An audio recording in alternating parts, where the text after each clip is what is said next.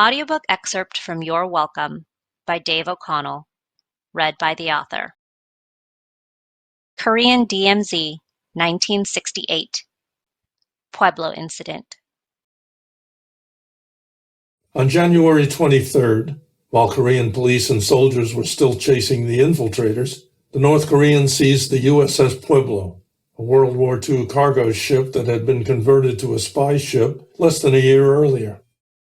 It was too old, slow, and poorly armed to get itself out of any trouble, and ought not to have been operating in North Korea's territorial waters. I was on guard duty when I heard about it and looked north, expecting to see hordes of North Koreans and Chinese swarming over the hills in front of me. We all knew that in the event of attack, we were dead meat. Your only hope was to swim the Imjin River and haul ass for Busan. Nothing happened. My friend Nate was near the front gate in his greens, sitting on his duffel bag, waiting for the bus to start him back to Massachusetts and civilian life. Someone came out and told him that he, along with everybody else in the country, had been extended 30 days. The classic short-timer's nightmare. He returned to his bunk, turned down the mattress, and refused to do much of anything for the additional month. This was 1 week before the Tet Offensive in Vietnam, and there's been a lot of speculation that Kim Il-sung was making his contribution. I doubt it. I think the Pueblo was where it should not have been, and the North Korean military reacted accordingly. They tracked the Pueblo for a week before they pounced. The New York Times reported that North Korea gave 2 unmistakable warnings. Kim Il-sung must have given the approval, and I have learned since that it was only a few months previously that he had finally consolidated his absolute power to do so. One way or another, the incident kicked off the most intense season of border incidents since the armistice that would finally earn combat pay for those of us north of the Imjin. Stars and Stripes was our only source of information, and it followed the party line that this was an outrage, a violation of international law, harumph, harumph. Guys like me were more interested in the fate of the crew. We thought well of Captain Booker because he consistently acted in his crew's best interest. I didn't know anyone who wanted to be one of the 500 riding into the valley of death. I was not there to do or die, and it was very much mine to question why. It took almost a year to get the crew back.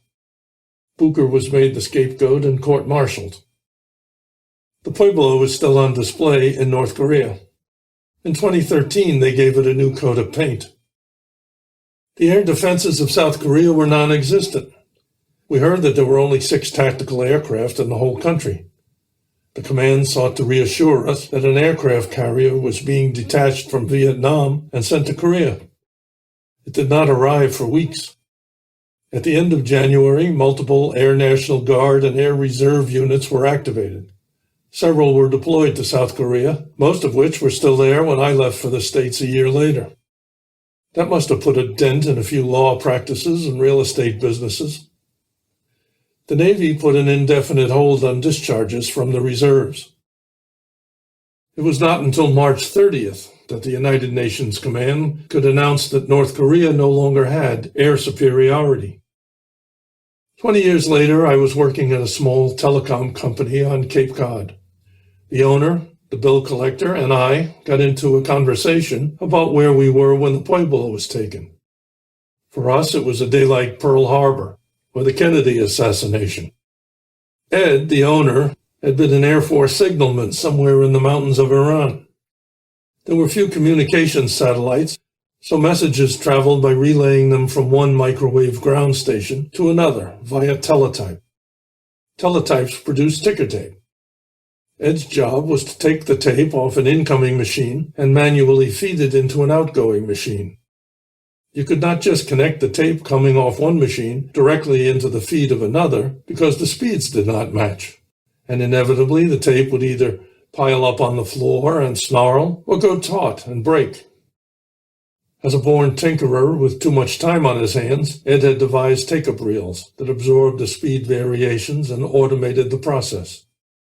Today, on computers, we call this buffering. He suspended the reels from the ceiling. When the Pueblo news hit, all hell broke loose, and he was like Mickey Mouse in The Sorcerer's Apprentice, running around keeping his take-up reels working. The bill collector was a retired CIA signal intelligence officer who had been working in the Pacific Control Center in Hawaii that day. He said that everything lit up like the 4th of July. He said that he and his co-workers were baffled by the Pueblo being there in the first place. From its location and with its available equipment, Pueblo could not have gained any intelligence that we did not already have. It would not be comforting to the crew to know that they had spent a year in captivity for a pointless exercise. January 68 was quite a month to be introduced to the DMZ. At the end of the month, I celebrated my 21st birthday.